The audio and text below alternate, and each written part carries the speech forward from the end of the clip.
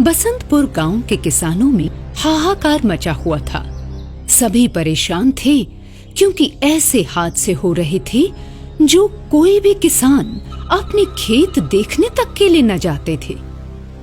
जो भी अपने खेत की मींड पर पानी बांधने जाता, बस वो ही उस खूनी नहर के पानी के संपर्क में आते ही दम तोड़ देता। आखिर ऐसा क्या था उस खूनी नहर के पानी में?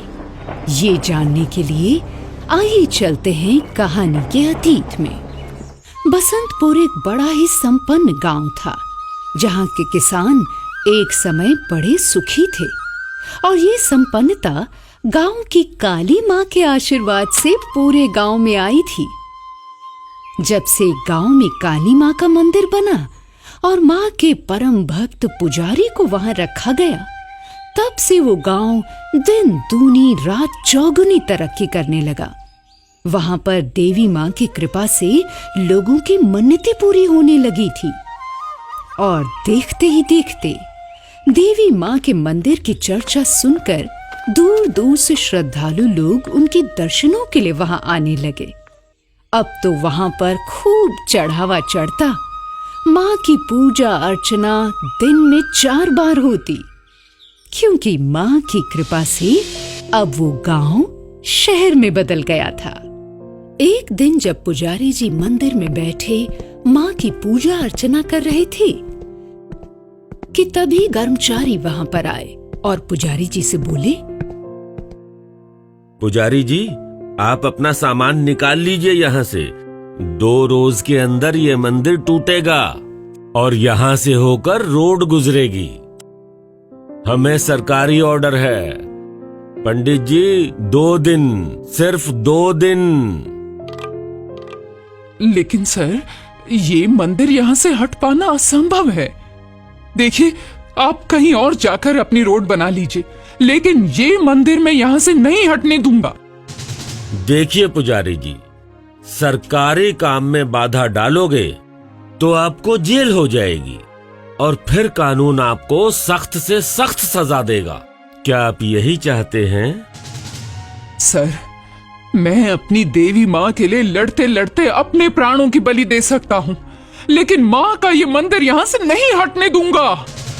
पुजारी जी, हम भी आपकी भावनाओं की कद्र करते हैं। हमें भी देवी माँ के प्रति श्रद्धा है, विश्वास है, लेकिन रोड जो यहाँ बनने जा रहा है वो भी तो जन कल्याण के लिए बन रहा है ना। इसमें भला आप कैसे हस्तक्षेप करेंगे? हैं?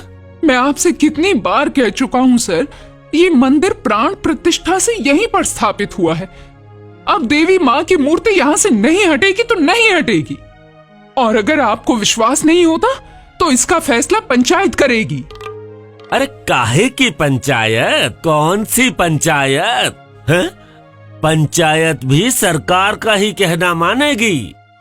आपको तो हम पर विश्वास है नहीं पुजारी जी, है ना? यही बात है ना? तो फिर मुखिया जी को और सरपंच जी को अभी यहाँ बुलाओ, अभी फैसला करवा लेते हैं।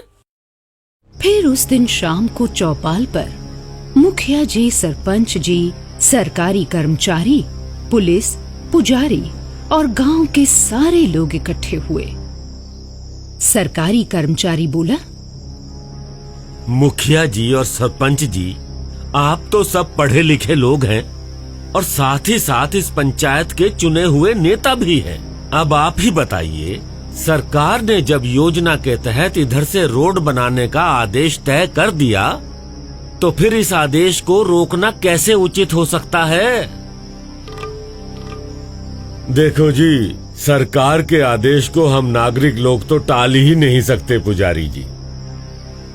पंडित जी, अगर दूसरी जगह मंदिर बनवाने के लिए मुआवजा और जगह मिल रही है सरकार की तरफ से, तो उसमें नुकसान ही क्या है? इससे सरकार का भी काम हो जाएगा और ग्रामीणों का भी।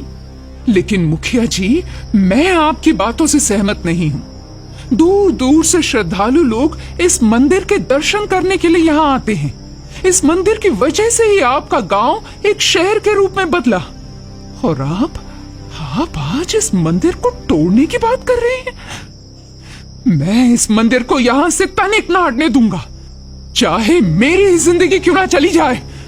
कितनी बार कह चुका हूं देवी माँ का अपमान मत कीजिए, मगर आप में से कोई सुनता ही नहीं है मेरी।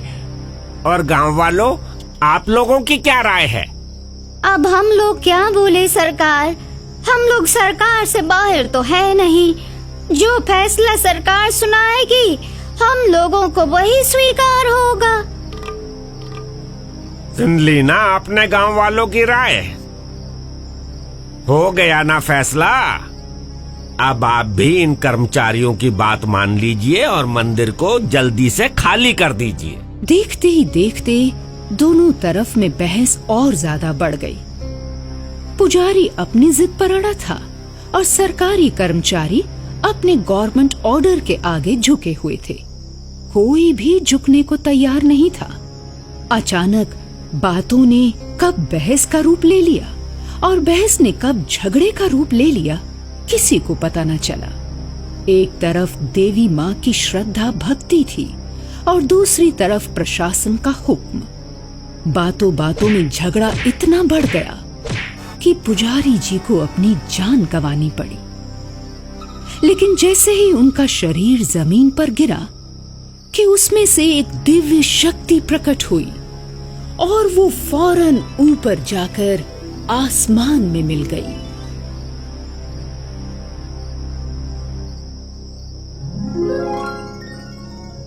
पुजारी जी की आत्मा आसमान में जब मिली तो आसमान लाल हो गया और वहां पर एक घना लाल बादल छा गया जिसमें से अब खून की बारिश हो रही थी। बसंतपुर गांव के नदी, नाले, नहरें सब के सब खून से भर गए। इंसान, जीव, जंतु जो भी उस नहर में गया बस वहीं मृत्यु को प्राप्त हो गया। गांव वालों में खूनी नहर का डर छा गया। कुछ लोगों को लगा कि शायद ये सब कुछ पुजारी जी की आत्मा कर रही है, क्योंकि अब रोज कोई न कोई उस गांव में मर रहा था। गांव में रह पाना मुश्किल हो गया था। अब तो भैया खूनी नहर का पानी हम लोगों के खेतन में भी आ गया है। हम लोग कैसे बच पाएंगे? अब तो हमें दूसरी जगह जाना ही होगा।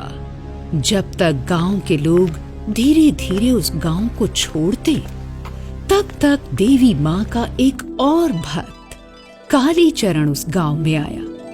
उसने गांव वालों को दिलासा दिलाया। गांव वालों, अब तुम लोगों को ये गांव छोड़कर कहीं नहीं जाना पड़ेगा। मैं तुम्हें विश्वास दिलाता हूं, मैं यहाँ सब कुछ पहले जैसा कर दूंगा, मत डरो। इतना कह के वो उस खंडर बने माता के मंदिर में गया और मंत्र पढ़कर खूनी बादल बने उस पुजारी की आत्मा को बुलाया। देखो कालीचरण, अब मुझे बांधना तुम्हारे बस में नहीं है।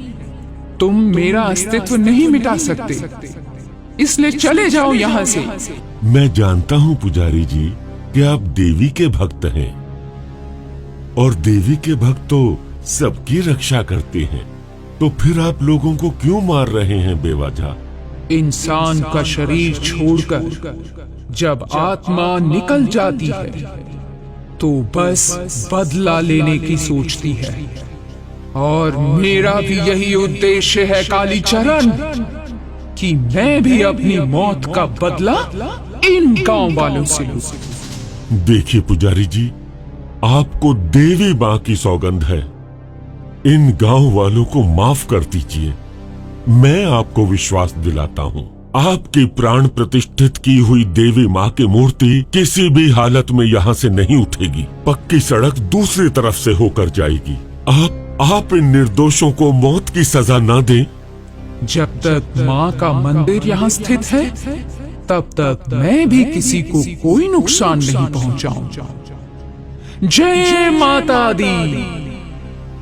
और इस प्रकार कहते ही खूनी नहर का वो लाल पानी अपने आप सफेद हो गया। पुजारी जी की आत्मा आज भी बसंतपुर के गांव में आकर रात के समय देवी माँ की पूजा करती है, मगर उन्हें कोई नहीं देख पाता।